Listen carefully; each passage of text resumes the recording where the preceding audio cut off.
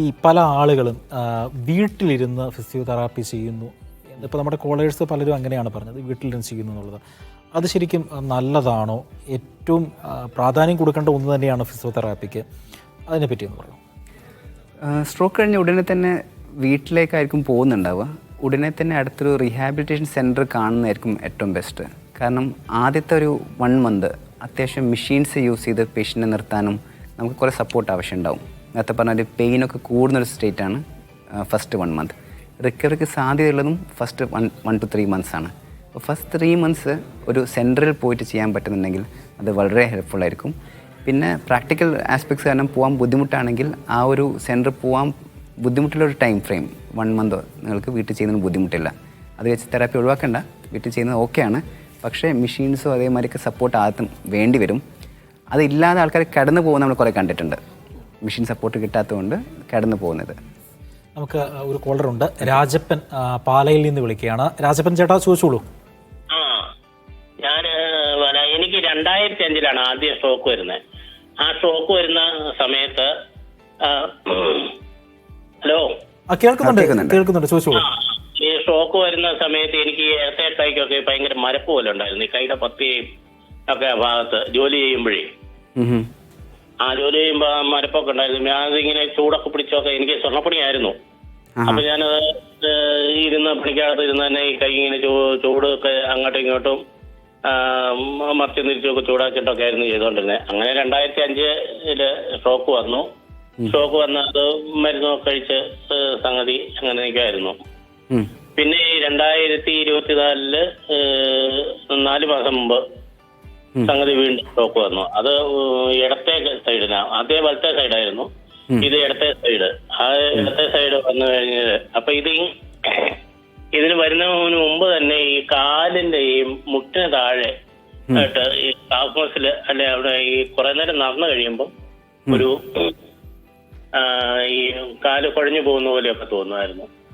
ഇപ്പൊ അത് സ്ട്രോക്ക് കഴിഞ്ഞതിന് ശേഷം ഇപ്പൊ മരുന്ന് കഴിച്ചുകൊണ്ടിരിക്കുമ്പോഴും ഇപ്പോഴും അതുപോലെ തന്നെ ഉണ്ട്. അതെന്തായാലും പരിഹാരം എന്നുള്ള ചോദിക്കാൻ കാര്യം. ഇപ്പൊ പുതിയ ലെഫ്റ്റ് സൈഡിൽ സ്ട്രോക്ക് വന്നിട്ട് പവർ ഇപ്പോ തിരിച്ച് ബെറ്റർ ആയിട്ടുണ്ടോ? അതോ ഇപ്പോഴും?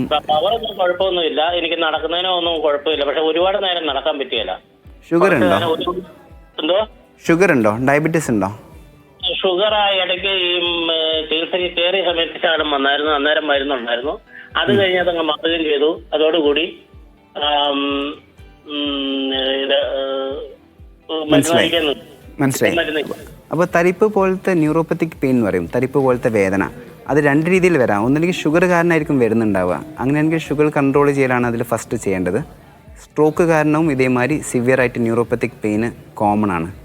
അതിന് മെഡിക്കേഷൻസ് ഉണ്ട്, മരുന്നുണ്ട്. അപ്പോൾ അതിൻ്റെ മരുന്നിൻ്റെ ലോ ഡോസ് വെച്ച് സ്റ്റാർട്ട് ചെയ്യേണ്ടി വരും. കാരണം വേദന കാരണമാണല്ലോ കൂടുതൽ ബുദ്ധിമുട്ട്. സ്ട്രോക്കിൻ്റെ ബാക്കി സിംറ്റംസ് ഒക്കെ മാറി.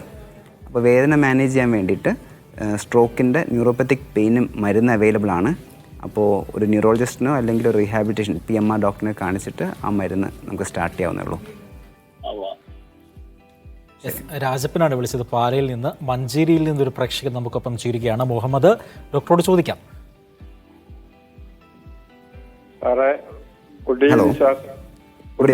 Good evening. പിന്നെ നമ്മള് നാട്ടില് പലരും പല സ്ഥലത്തും എപ്പോഴും കാണും കയ്യും കാലും വളഞ്ഞവരുണ്ട്. നടക്കാൻ പ്രയാസമുള്ള ബുദ്ധിമുട്ട് അനുഭവിക്കുന്ന കുറെ ജനങ്ങള് നമ്മളെ വീട്ടിലും പരിസരത്തും ഒക്കെ കാണുന്നുണ്ട്.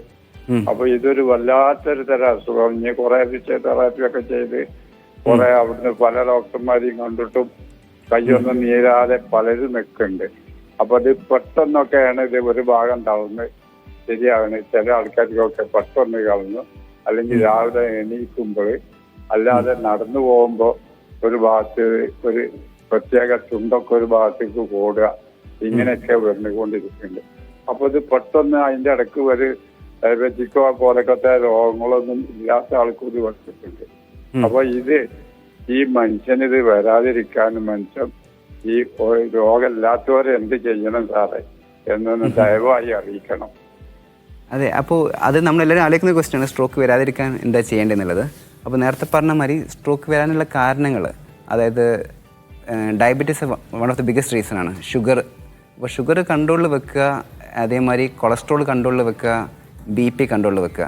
ഈ മൂന്നും കൺട്രോളിലാണെങ്കിൽ നിങ്ങളുടെ സ്ട്രോക്ക് വരാനുള്ള ചാൻസ് വളരെ കുറയും. പിന്നെ അതേമാതിരി സ്ട്രോക്ക് അഥവാ വന്നു കഴിഞ്ഞാൽ തന്നെ അതിന് ഏർലി റീഹാബിലിറ്റേഷൻ പ്രോഗ്രാം അതിന് പോവുക. അതാണ് പ്രാക്ടിക്കലായിട്ട് നമുക്ക് ഒരു അഡ്വൈസ് തരാൻ പറ്റുന്നത്. ഡോക്ടർ, ഞാൻ